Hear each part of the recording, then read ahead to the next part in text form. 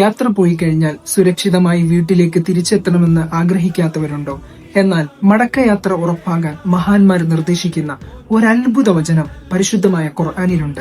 പലപ്പോഴും വിദൂര സ്ഥലത്തേക്ക് നമ്മൾ യാത്ര പോകുമ്പോൾ നമ്മുടെ മനസ്സിൽ ഒരു പേടിയുണ്ടാവും. അപകടങ്ങളോ തടസ്സങ്ങളോ ഇല്ലാതെ സുരക്ഷിതമായി വീട്ടിലേക്ക് എത്തുമോ എന്ന്.